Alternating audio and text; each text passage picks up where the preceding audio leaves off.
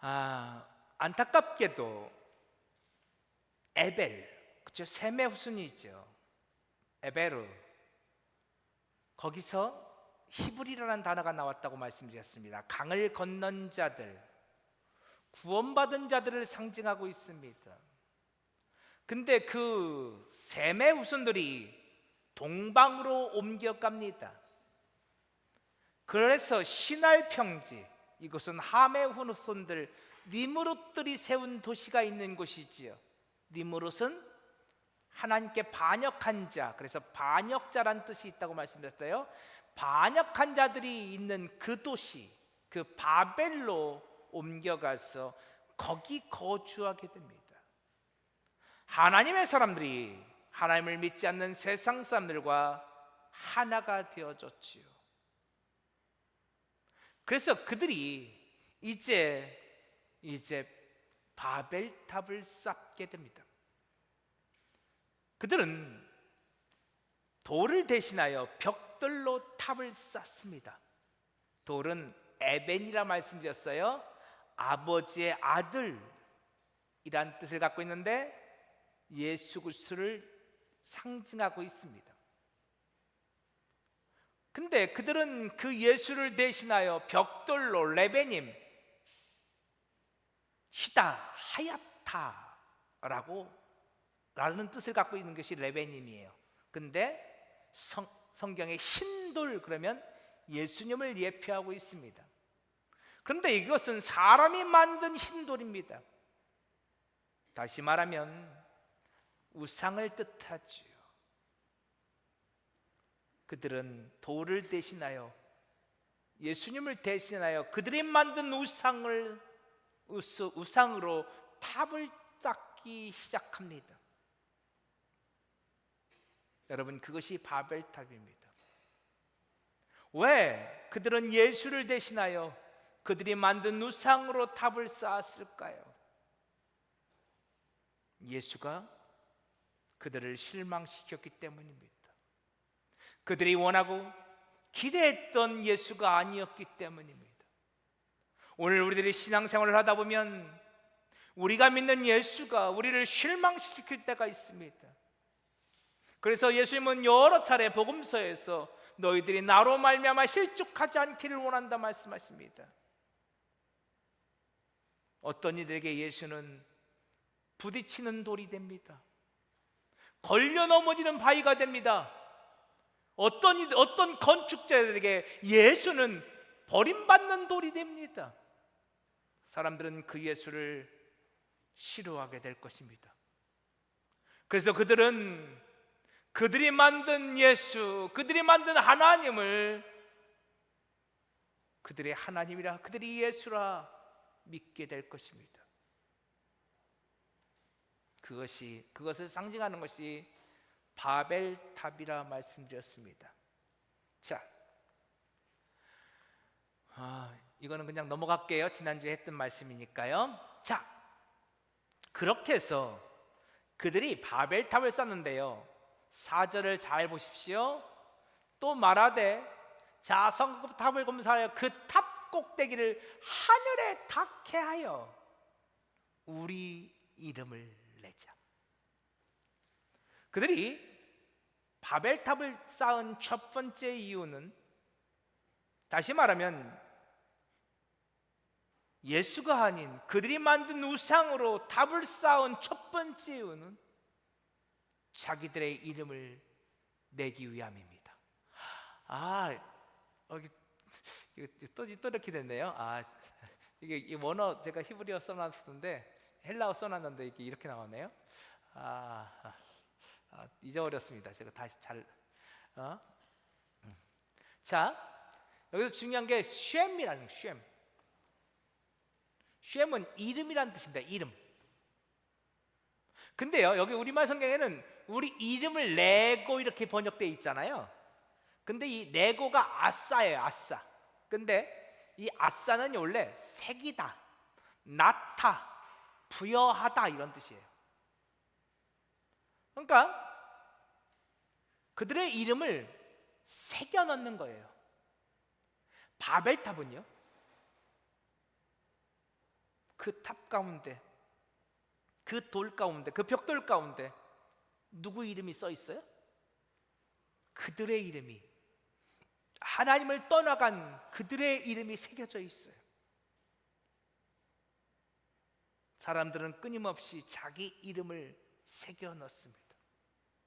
제가 말씀을 준비하다가요, 고등학교 때가 생각이 났어요. 저희 고등학교 3학년 때인데요, 학교에 그 진입로가 있었거든요. 그 학교 진입로가 쭉 밖에서부터 포장이 되어 있어서 저 학교 안쪽까지 시멘트로 착 포장을 했어요. 그리고 그 다음날 보니까요, 학교가 발칵 뒤집혀졌어요. 분명히 그 전날 진입로를 포장하고요, 들어가지 마시오로 줄을 띄워놨거든요. 근데 그 시멘트로 포장한 그 도로에 날짜는 잊어버렸어요. 몇 년 몇 월 며칠, 그리고 거기다가 이름이 써있었어요. 최용순. 크게요. 그냥 다른 사람이 다 볼 만큼 도로 한복판에 그 시멘트에다가 글씨를 써놨어요. 그래서 그 다음날 보니까 그 글씨가 어떻게 됐어요? 굳어버렸어요. 아침에 학교가 발칵 뒤집혀졌어요. 제 친구 중에 최용순이라는 친구가 있었는데요, 좀 괴짜예요. 그래서 엉뚱한 짓을 많이 벌이거든요. 근데 이 친구가 그 시멘트 포장해놨는데 거기다가 자기 이름을 새겨놓은 거예요. 최용순. 그래서 선생님께 불려가서 엄청 야단 맞았던 기억이 나요. 그런데요, 제 친구 용순이만 그런 게 아니에요. 제가 가끔 산을 가면요, 산의 바위에다가 이름을 써놓는 사람들이 있어요. 그렇죠? 아닙니까? 그렇죠? 바위에다가. 근데 어떤 분들은 맞아요, 옛날에 유명한 분들이 이름을 써놓은 건 그래도 괜찮은 것 같아. 근데 이름도 알 수 없는 분들이 이름을 새겨놓고 갔어요. 요즘은 커피숍, 카페 가면 벽에다가 어때요? 누구 왔다감, 그래서 이름을 막 새겨놓죠. 사람들에게는 내 이름을 새겨놓고 싶은 욕구가 있어요. 그것이 바벨탑과 같은 거대한 탑이라면, 거대한 제국이라면 어때요? 거기에다가 내 이름을 새겨놓고 싶은 욕구가 있습니다. 예를 들어볼까요? 요즘 대통령 선거가 한창이죠. 우리나라 대통령 명단에 내 이름을 새겨놓고 싶은 욕구가 우리에겐 있어요. 아닙니까, 여러분? 내가 대통령 나가도 날 찍어줄 사람이 없으니까 내가 안 나가는 거지. 아니야, 난 3억이 없어서 등록을 못해. 그렇죠? 오늘 우리에게는 대한민국 대통령, 그리고 내 이름을 새겨놓고 싶은 욕구가 있어요. 우리에게는 어떤 지위나 어떤 직책의 자리에 내 이름을 새겨놓고 싶은 욕구가 있어요. 사람들은 온통 자기 이름을 새겨놓고 싶은 마음들이 있더라는 거예요. 그리고 그 이름을 새겨놓고자 오늘 또 사람들은 다투고 미워하고 시기하고 질투해요. 우리가 요즘 새벽마다 마가복음을 보고 있어요. 예수님의 제자들이 서로 높아지겠다고 서로 다투고 있어요. 내 이름을 새겨놓고 싶은 욕구들이 우리에게 있더라는 거예요. 그런데요, 앞으로 우리가 이 이름 얘기를 참 많이 보게 될 거예요. 자, 이제 우리가 바로 오게 되는 창세기 12장에서 이름 얘기가 바로 등장해요. 너는 너희 고향 친척과 아버지의 집을 떠나 내가 내게 보여줄 땅으로 가라. 그럼 내가 너로 큰 민족을 이루고 내게 복을 줄 것인데 내 이름을 창대하게 할 것이다. 너는 복 그 자체가 될 것이다. 여러분, 하나님이 내 이름을 창대하게 해주실 거래요. 그래서 우리는 이 말씀을 부여잡고 하나님, 내 이름을 복되게 해주세요. 내 이름이 크고 힘있는 자의 이름이 되게 해주세요 라고 기도할 때가 많아요. 그런데 여러분, 과연 그런 말씀일까요? 하나님은 오늘 우리 이름이 크고 높아지기를 원하시는 걸까요? 여러분, 우리는 조금 후에 여기 하나님께서 아브라함을 아브라함으로 이름을 바꾸어 주시는 것을 보게 될 거예요. 사레를 사라로, 야곱을 이스라엘로 이름을 바꾸어 주시는 것을 우리가 보게 될 거예요. 여러분, 나의 이름이 아니에요. 성경에 이 쉔이 중요한데요, 이 이름이 중요한데 사람들은 끊임없이 자기 이름을 내고자, 자기 이름을 어딘가에 새겨놓고자 애를 써요. 그런데 하나님은 우리의 이름을 바꿔주시며 그 바뀌어진 이름이 창대하게 될 것이라 말씀하세요. 그런데 그 바뀌어진 이름에는 내가 담겨 있는 것이 아니라 하나님이 담겨 있어요. 하나님이 담겨 있다고요. 하나님은 그 바뀌어진 이름을 축복하실 거예요. 그래서 성경은요, 이름의 이야기가 너무너무 많이 나오고요, 그 이름은 그런데 계속해서 새 이름이라 말해요. 자, 보세요. 이기는 그에게는 하나님께서 감추었던 만나를 주실 거예요. 이 감추었던 만나는 예수죠. 아까 우리가 그렇죠? 우물가의 여인처럼 난구했습니다. 그 찬양 가운데서 하늘 양식 내게 채워주세요 라고 고백했던 그 하늘 양식, 감추었던 만나 예수죠. 또 이 흰돌도 예수예요. 이기는 그들, 구원받는 그들에게는 예수를 주실 거예요. 그런데 그 돌, 그 흰돌 위에 새 이름이 기록되어 있을 거예요. 여러분, 이 말씀은요, 예수라는 그 이름은, 자, 여기 밑에 좀 볼까요? 받는 자밖에는 그 이름을 알 사람이 없어요. 예수, 그분 십자가에 달리신 그 예수가, 우리는 그 예수, 고난받는 예수, 버림받은 예수, 사람들에게 미움받은 예수, 그래서 십자가에서 못 박혀 죽은 예수, 우리는 그 예수를 그리스도라 고백하게 될 거예요. 바로 그들이 이기는 자들이에요. 그 예수를 새 이름으로, 어떤 이름? 그리스도라는 이름으로 알게 된 사람들, 그들이 이기는 자들이죠. 그들은 예수를 새 이름으로 알아요. 근데요, 여기서 특별히 재밌는 게 있어요. 여기 흰돌이 예수를 상징하고 있다고 했잖아요. 이 흰돌에 이 흰돌이 로마 시대의 그 시대적 상황을 보면 재밌어요. 로마 시대에 재판관이 재판을 해요.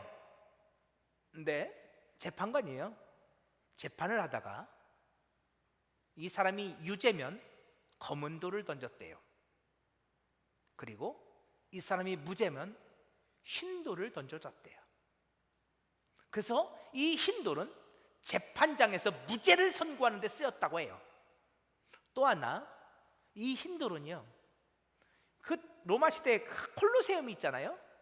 그 검투사들이 검투하는 검투장, 이런 콜로세움을 들어가는데 이 입장권 대신해서 흰돌이 쓰였다고 그래요. 아무 흰돌이나 되는 건 아니겠죠. 로마 당국에서 만들어낸 어떤 흰돌이 있었는데요, 이 흰돌이 그 콜로세움을 들어가는 입장권으로 쓰였다고 그러죠.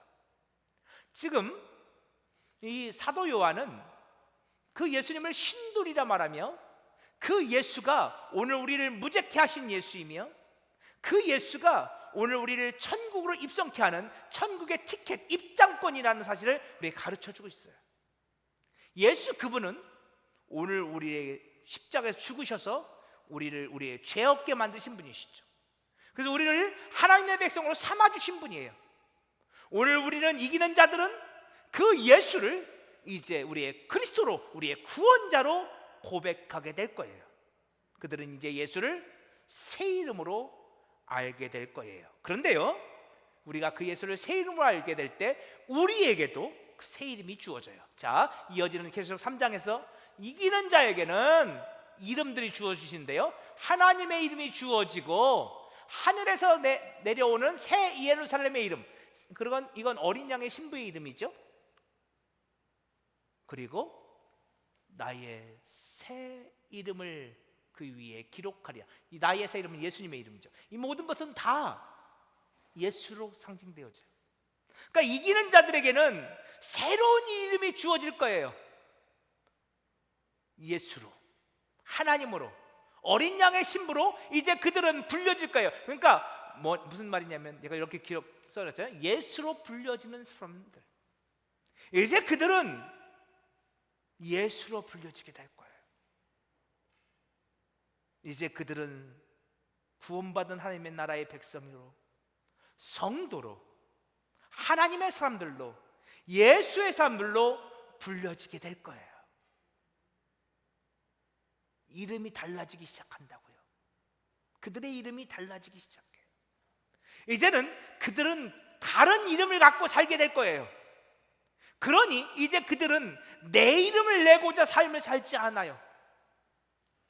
하나님의 사람들은, 예수의 사람들은 자기 이름을 새겨넣기 위해서 살지 않아요. 이제 그들은 예수 이름을 드러내기 위해 살아요. 이제 그들은 예수를 증거하기 위해 살아요. 이제 그들은 예수의 이름을 사람들의 가슴에 새겨넣기 위해서 살아요. 그들이 하나님의 사람들이에요. 그들이 구원받은 천국 백성, 이기는 자들이에요. 그들의 가슴에는 예수라는 새 이름, 그리스도라는 새 이름이 있고, 그들은 이제 그 예수로 그들은 살게 되어지죠. 그들은 예수 안에서 살고 예수 안에서 죽지요.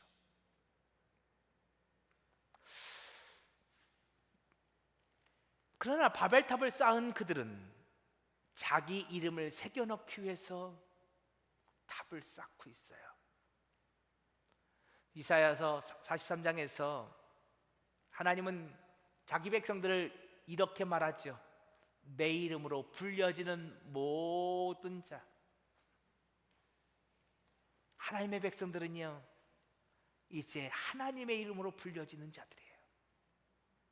그 이야기를 성경은 계속해서 이름을 바꿔주는 이야기를 통해서 하고 계시는 거예요. 아브람이 아브라함이 되어지고, 아브람은 존귀한 아버지라는 뜻이잖아요. 내가 존귀한 자가 되고 싶었어요. 그런데 하나님은 아브라함을 많은 민족의 아버지가 되게 하시죠. 다시 말하면 아브라함을 통해서 믿음의 조상이 되게 하시고, 그를 통해서 온 열국이 구원받게 하시죠. 내가 높아지기를 원했는데 하나님은 아브라함을 통해서 그 안에 예수를 심어 놓으시고, 그를 통해서 수많은 사람들을 구원하시죠. 그렇게 아브라함이 아브라함으로 바뀌어지고, 사레가 공주가 민족의 어머니가 되어지고 사라가 되어지고, 야곱이 자기 욕심을 위하여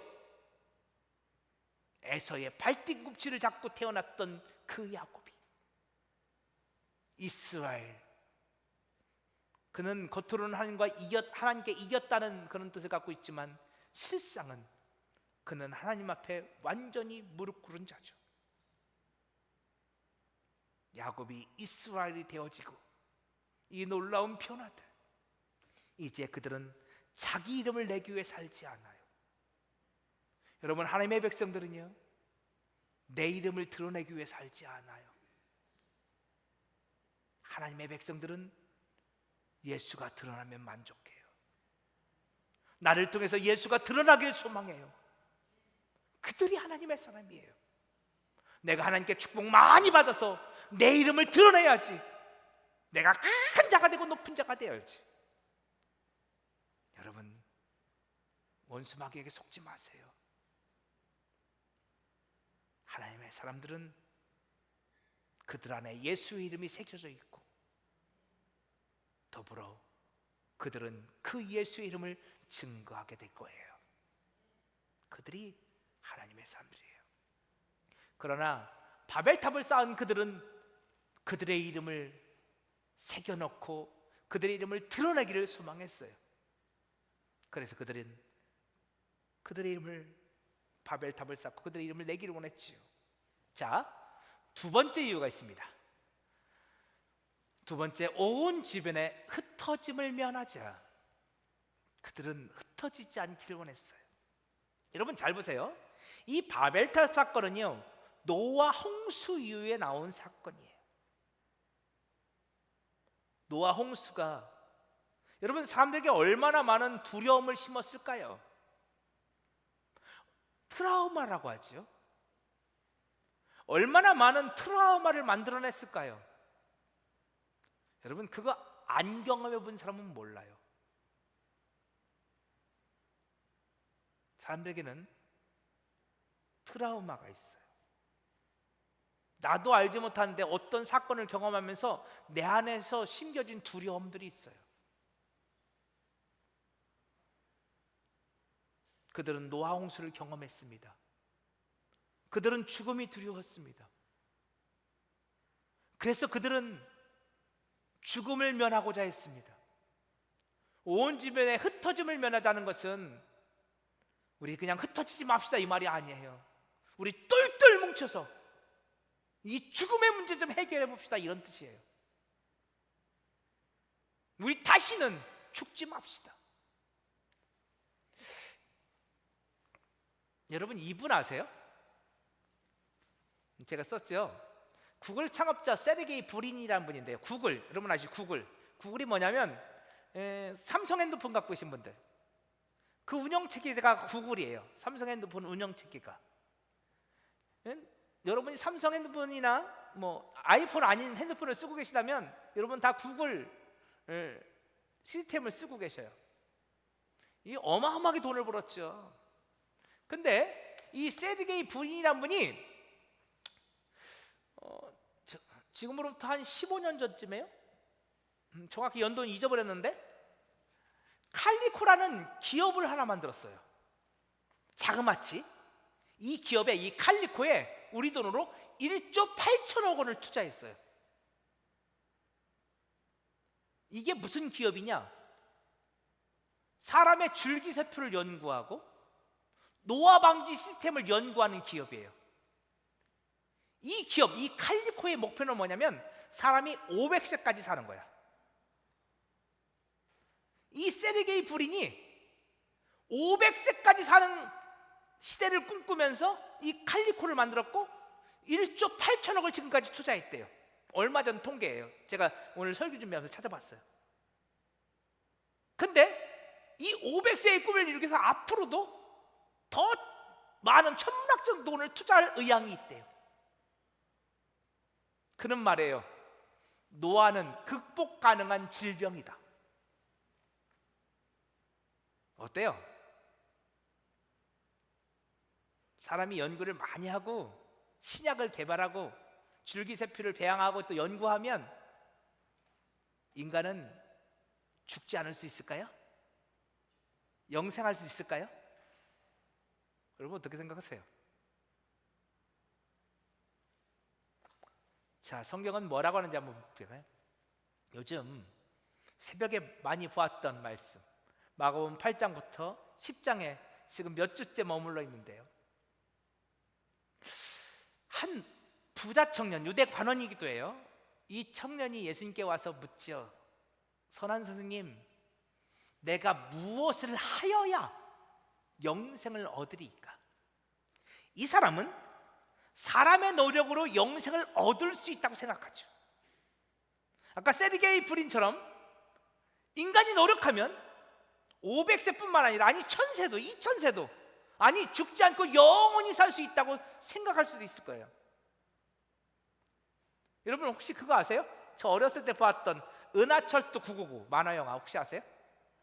은하철도 999. 은하철도 999가 어떤 내용이에요?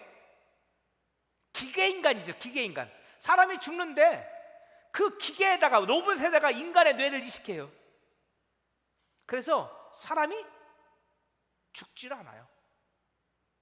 그 얘기예요. 기가인간 얘기예요. 오늘 이 우리 인간의 꿈이잖아요. 불로장생, 진시황으로 대표되는, 그렇죠? 죽지 않는 꿈을 꾸는, 우리가 무엇을 하면 영생을 할 수 있을까요? 이 부자 청년의 고민이었어요. 그는 이 많은 계명들을 어려서부터 다 지켰어요. 자, 이렇게 계명들을 다 지키면, 이렇게 살면 우리가 영생을 얻을 수 있습니까? 이 부자 청년은 말해요. 주님, 어떤 말씀이든지 해주세요. 그러면 제가 그것도 하겠습니다. 제가 어떻게 해야 죽지 않고 영생을 할 수 있겠습니까? 여러분, 이것이 오늘 우리들의 질문 아닙니까? 특별히 이 자리에 어르신들 많이 계신데, 내가 어떻게 하면 죽지 않을 수 있을까? 내가 어쩌면 영생할 수 있을까? 죽음이 두렵고, 그래서 죽지 않으려고 애를 쓰죠. 그래서 운동을 하고 좋은 영양제를 먹고, 그렇죠? 어떤 신약을 찾고요. 그러자 예수님께서 말씀하십니다. 너한테 한 가지 부족한 것이 있어. 너 그거 할래? 예수님 물으시는 거예요. 너 그거 할래? 그럼요, 물론이죠. 저 할 수 있습니다. 그래? 그러면 네게 있는 재산 다 팔아서 가난한 사람들에게 나눠주고 나를 따라. 그러면 하늘 보화. 여러분, 여기서 하늘에서 보화가 있는데, 이 하늘 보화가 뭐예요? 영생이에요. 그렇죠? 지금 영생 얘기하고 있다고요. 그러니까 여기서 이 하늘 보화는 영생이에요. 다른 거 생각하지 마세요. 네가 아직 한 가지 부족한 게 있는데, 네게 있는 것을 다 팔아 가난한 사람들에게 나눠주고 나를 따라. 그러면 너에게 영생이 있을 거야 라고 주님 말씀하세요. 근데 이 부자 청년이 재물이 많은 거로 근심하고 갔대요. 여러분, 근데 여기서 이 이야기를 우리는 자꾸만 돈 이야기로 이 재물을 돈 이야기로 풀어버리고 말아요. 근데 이 장면에서 여기 이 계명 얘기가 나오고 있음을 여러분 아셔야 돼요. 내가 어려서부터 다 지켰나이다. 이 사람은 물질이 부유한 사람이기도 하지만, 그는 사람의 의로, 자기의 의로, 나는 다 지켰다는 자기의 의로 부유한 사람이에요. 주님은 말씀하시는 거예요. 너에게 한 가지 부족한 것이 있어.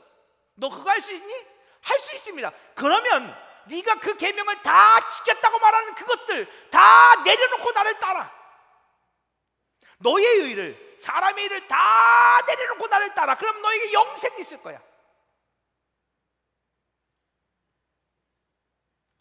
사람의 의로는, 사람의 노력으로는 우리가 영생을 얻을 수 없다는 거예요. 그런데 이 사람은 이 재물이 많은 거로, 자기의 의가 많은 거로 근심하며 떠나갑니다. 그때 예수님께서 하나님 나라가 들어가기가 이 부자들에게는 도무지 불가능하다는 것을 말씀하십니다. 이거는 어렵다는 얘기 아니에요. 불가능하다는 얘기예요.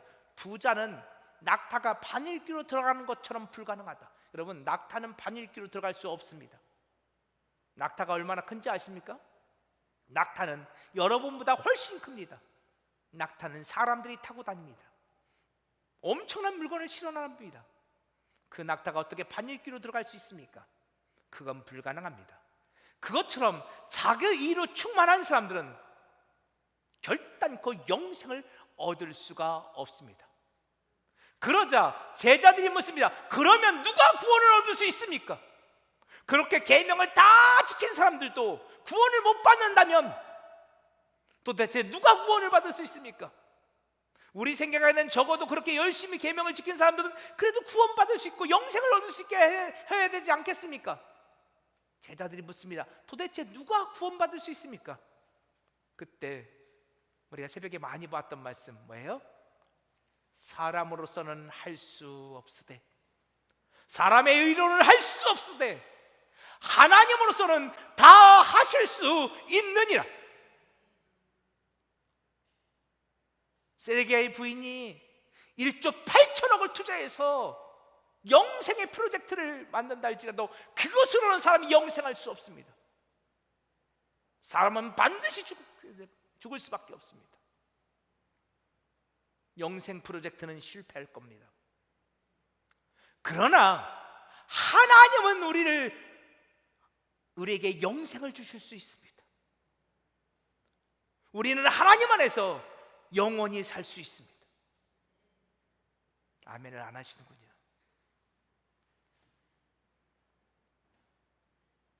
이 사실이 믿어져야 합니다. 여러분이 아무리 계명을 열심히 지킨다 할지라도 여러분의 힘으로는, 여러분의 의로는, 여러분의 선함으로는 결단코 구원받을 수 없고 영생 얻을 수 없습니다. 바벨탑을 아무리 높게 쌓아서 하늘까지 높이 쌓는다 할지라도 여러분의 노력으로는 여러분은 결단코 영생을 얻을 수 없습니다. 오직 하나님으로만 되어질 수 있습니다.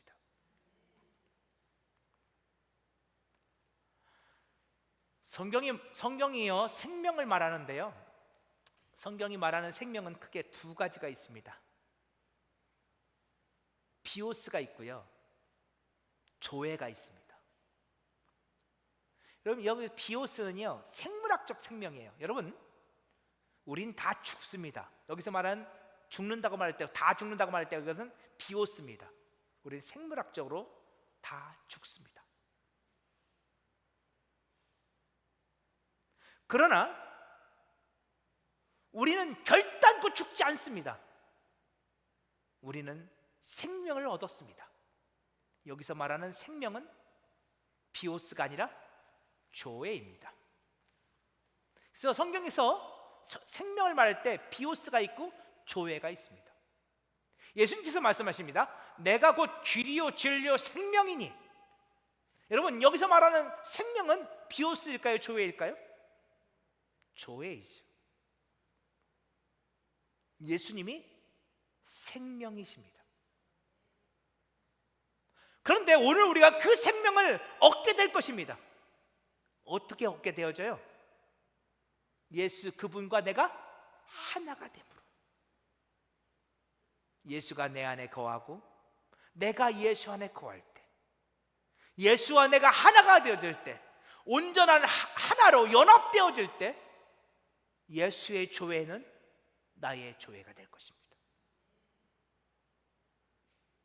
그래서 성경은 끊임없이 하나됨을 말합니다. 사람으로서는 할 수 없습니다. 그러나 예수님으로는, 하나님으로는 가능합니다. 예수 그분이 생명이시니 내가 그분과 하나가 되어질 때 우리는 그 생명을 얻을 수 있습니다. 요한복음 17장에서 예수님 말씀하십니다. 영생은 뭐예요? 하나님과 그가 보내신 예수 그리스도를 아는 것이 영생입니다. 우리는 단지 영생을 영원히 사는 것이라고 생각합니다. 근데 여러분, 영생은요 예수 안에 있습니다. 그분과 내가 하나 되는 것입니다.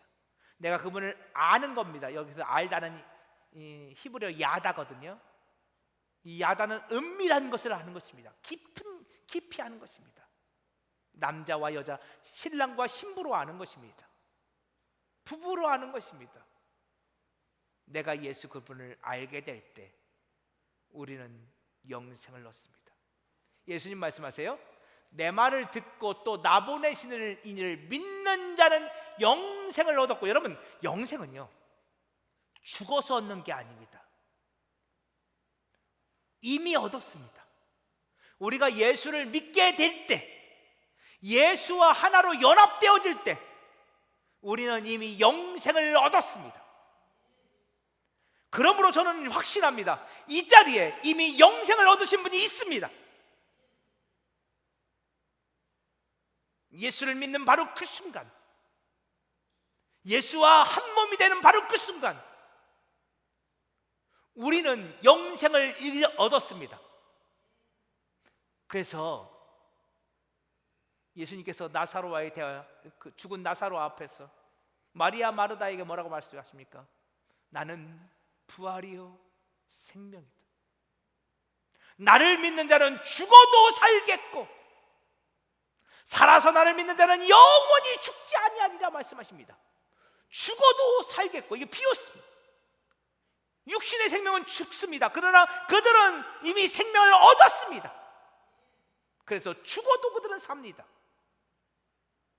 살아서 나를 믿는 자는, 그들은 여기서 말하는 살아서는 영생을 가진 자들이죠. 조회를 가진 자들입니다. 우리 안에 이미 영생을 가진 사람이 있습니다. 살아서 예수를 믿은 자들, 예수의 생명이 그들 안에 있는 자들은 영원히 죽지 않습니다. 여러분, 이것은 육신의 생명이 죽지 않는다는 말이 아닙니다. 육은 죽을 것입니다. 그러나 그들은 살아 있습니다. 말씀이 깨달아지길 축복합니다. 영생을 얻으려고 몸부림치지 마십시오. 영생을 얻겠다고 여러분 뭐 두려워서 벌벌 떨면서 내가 무엇을 더하면 내가 구원받고 영생을 얻을 수 있을까? 두려워하지 마십시오. 여러분이 예수를 믿는다면, 여러분이 예수 안에 하나가 되어 함께하고 있다면 여러분 이미 영생을 얻었습니다. 심판에 이르지 아니할 것입니다. 사망에서 생명으로 옮겨졌습니다. 여러분, 이건 나중에 후에 사망에서 생명으로 옮겨질 거라는 말씀이 아니에요. 다 현재 진행이에요. 지금 이미 사망에서 생명으로 옮겨졌어요. 예수를 믿는 그 순간 이미 나는 영생을 얻었습니다. 사망에서 생명으로 옮겨졌습니다. 나는 예수와 하나가 되었으니 생명을 얻은 자들입니다. 그러나 예수 안에서 끊어진 자들은 육은 살아있지만 그들은 이미 죽은 자들입니다. 그들은 이미 죽은 자들입니다.